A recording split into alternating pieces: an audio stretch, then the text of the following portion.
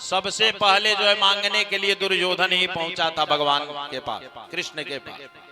लेकिन मांगने का भी, किसी से मांगने के लिए क्या करना चाहिए, ध्यान दीजिए, ऐसे किसी से मांगने मत चले जाइएगा, नहीं तो कुछ भी मिलने वाला नहीं है। अब वो मांगने के लिए दुर्योधन सबसे पहले गया युद्ध के लिए, लेकिन जाकर के भगवान के मस्तक के पास बैठ गया। अब किसी से मांगना हो, या तो शिक्षा मांगना हो या कोई भी वस्तु मांगना हो, तो शास्त्र कहता है कि उसके चरणों के पास जाकर के बैठना चाहिए। भगवान गोविंद विश्राम कर रहे थे, दुर्योधन जाकर के बैठ गया कहां, सर के पास। अर्जुन भी पहुंच गए मांगने के लिए, क्योंकि महाभारत का युद्ध होने वाला था।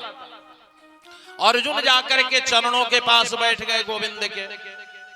भगवान का कुछ क्षण बाद जब निध खुला तो भगवान सबसे पहले अर्जुन को देखे। क्यों? क्योंकि सर के पास पहले ध्यान नहीं जाता है, चरणों के पास ध्यान जाता है। भगवान गोविंद ने कहा कि अर्जुन, कब से आप बैठे हो और किस लिए आए हो, क्या आपको चाहिए?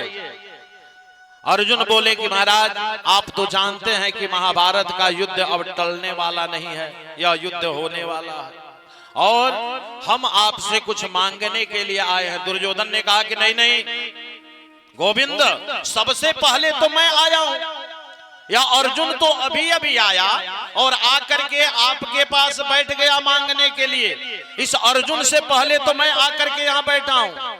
भगवान गोविंद ने कहा कि देखो, तुम मेरे सर के पास बैठते थे और मांगने वाला कभी भी आगे चरण के पास बैठता है तो उसे पहले दिया जाता है, इसलिए पहला जो है वर अर्जुन को ही दिया जाएगा, फिर दूसरा तुझे प्राप्त होगा। चाहिए तो रुको, वरना अपने घर जाओ। दुर्योधन ने सोचा कि अगर घर चले जाएंगे तो कुछ भी नहीं मिलने वाला है, इसलिए जो भी मिलना हो प्रभु से कुछ तो मांग ले। भगवान ने कहा अर्जुन से कि मांगो, क्या मांगते हो? देखो, शर्त यह है कि हम जिसके साथ चलेंगे तो निहत्था लड़ने के लिए चलेंगे, अस्त्र शस्त्र भी मैं नहीं उठा सकता हूं, और नहीं तो मेरी नारायणी सेना है, इसे ले जाओ।